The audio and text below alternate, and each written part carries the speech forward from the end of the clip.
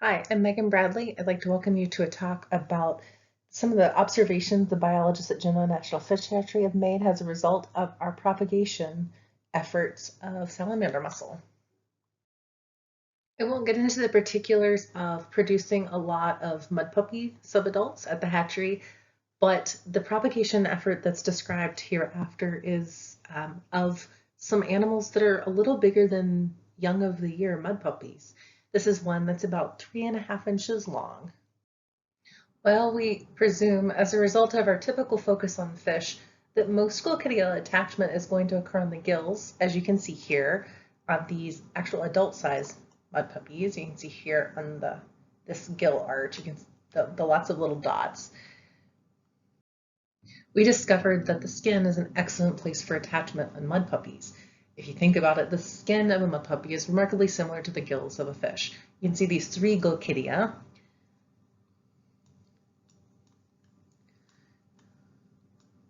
Very well attached on this subadult mud puppy tail.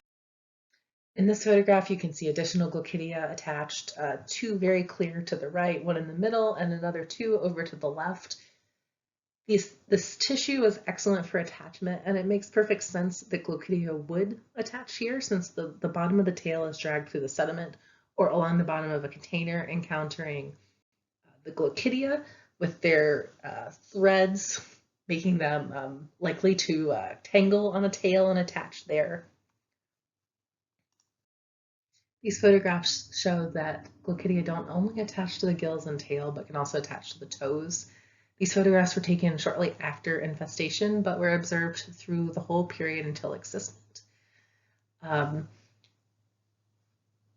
There's uncertainty as to whether this would occur in the wild, although the tissue along these the ventral margin of the tail and along the toes would probably still be small, still be an appropriate size for attachment for a 1-year-old mud puppy when they really encountered the glochidia of salamander mussel in the spring as well.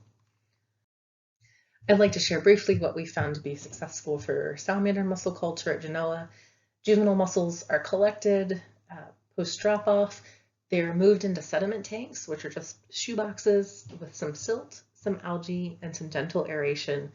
No more than 3,000 juvenile mussels, ideally about 1,000. They get a weekly water change. They're fed reed mariculture diet twice a week, and then the water is sampled and maintained at about 3 nanoliters per milliliter of particle counts using our multisizer. And these animals are held at room temperature, which unfortunately in our mussel building, at least at this time, varied from about 64 to 74 degrees. And in multiple culture systems, we actually observed higher growth rates below 68 degrees for this species. Those new juveniles post-sediment tank, about 1 millimeter long, would get moved into our mobile aquatic rearing system, or mussel trailer, that's setting alongside a slough along the Mississippi River. You can see some of our tanks over on the right. These would be where the subadult or new juvenile mussels would go. Either would be appropriate here. Here they get a natural temperature regime, so the normal temperature swings with a gradual increase in temperature and then cooling off in the fall. And then they get a wild food source. The tanks are made out of fiberglass, so we know that they aren't reactive. The flow can be set up to mimic laminar flow, although it doesn't seem to matter. And then we found that we average about 92% survival. This is over multiple cohorts and multiple containers from about 1 millimeter when they go into the trailer. And then they reach about 1 centimeter with 1 season's growth. These are some photographs of juveniles reared at the hatchery. These are animals down on the bottom left that are about midway through their season of growth. In the mussel trailer, you can see the animals mixed in with a little bit of sand as we check them just to make sure that everybody's doing well. Up on the top left, you're seeing a sieve with 2 millimeter screen in it, and those are the subadults that are getting ready to come back to the hatchery. And over on the right are some salamander mussels that are overwintering in hatchery rearing pans. They have created their own reef on the bottom, and yet they continue to climb, actively move, investigate their habitat, kind of despite what habitat is created in their container. In the previous slide, I talked a little bit about how active salamander mussel are. So here's a video. You can actually see how much they move. If you don't get to watch juvenile mussels in containers very often, these are subadults of a little more than 1.5 inches long, and they are 10 times as active as any other species that we've held. Their feet are out, they're always readjusting, moving themselves, finding a new place to be. That's really incredible. If you're interested in more specifics and some statistics around this data, you should check out Eric Stegman's talk titled Habitat Selection, Host Detection, and Hypoxic Response in the Salamander Mussel, Simpsonias ambigua. And there's a reference to his thesis at the end. Now, those same subadults, after a year and about a half's growth, are large enough to be glue dotted and released into the wild. So we're going to move from here at the hatchery with these juveniles or subadults out to the natural environment where they're going. I realize that these are pictures that look like nothing unless you've been in a very tannic river system. So hone your vision and look closely. You're not looking for mussels, but you're looking for rocks. So over here on the left, you're looking at a boulder that's more than 24 inches tall. And you can see there's some more material over here on the bottom as well, a number of smaller rocks. And then over here on the right is a slightly better photograph of a boulder that's very well embedded, that's probably more than 36 inches across, and the edge of another very large boulder. We've got a series of smaller rocks down to cobble, down to gravel, and then this is actually sand and relatively fine sediments. And this area over here on the right, in this middle section, is where we would expect to find salamander mussel in the Chippewa River in the wild. The Chippewa River in Wisconsin is a huge river system draining about 1/3 of the state. And this is down in the lower section where actually our primary source of salamander mussel broodstock is. This is a photograph of the bluff edge above where those boulders were found. We found as many as 100 salamander mussel under a single boulder with about a 36-inch diameter. And then salamander mussels are found in a reach a little over a mile long in this habitat.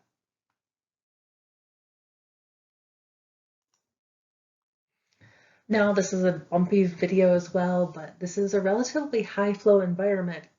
Even though it's right on the edge of the river, these large boulders with this substrate are found in unconsolidated habitat along the thaw leg.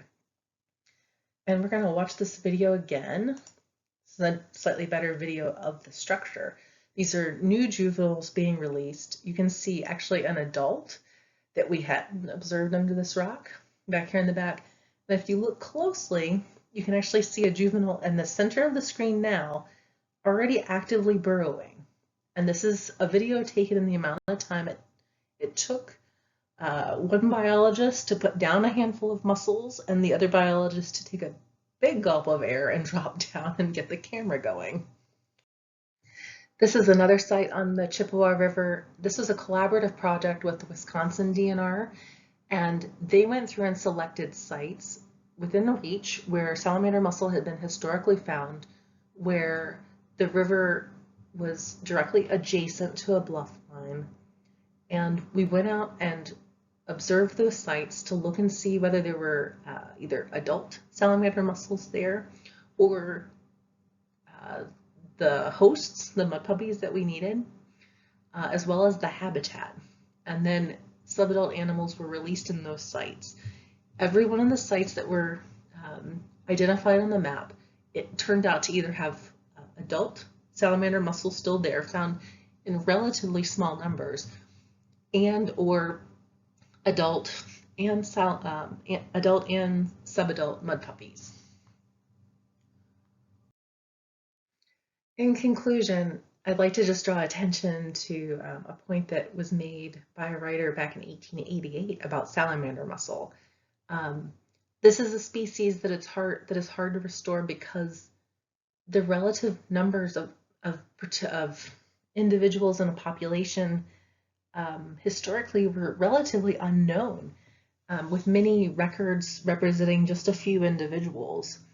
but this record from the Iowa River in Iowa City, Iowa in 1888 indicates a population many, many times the size of most of the populations we know of in the US today. They found more than 300 individuals under a slab that was relatively small and several thousand specimens across the river due to a low water event. So this changes their concept of what restoration might need to look like for this species. The population in the Chippewa River is probably one of the few that's at this level as well. And so it's fascinating to consider what our restoration targets might need to be for this species moving into the future. And it suggests that the targeted work needed to find the species will be of real value in working towards restoring and conserving the species. I just wanted to share a couple of references to colleagues that we've collaborated with on working with the species. Isabel Portahan developing a sampling protocol for the freshwater mussel Simpsonias ambigua, looking at mud puppies for infestation as well, and then Eric Stegman, his thesis looking at some of the salamander mussel behavior. We have a number of other partners who've been instrumental in our work with not just salamander mussel, but other species conservation. These include the National Mississippi River Museum, the Illinois Department of Natural Resources, our partners in ecological services across the Fish and Wildlife Service, the Minnesota Department of Natural Resources, the Wisconsin Department of Natural Resources, and the Iowa DNR. Many thanks, and I look forward to continuing our partnership.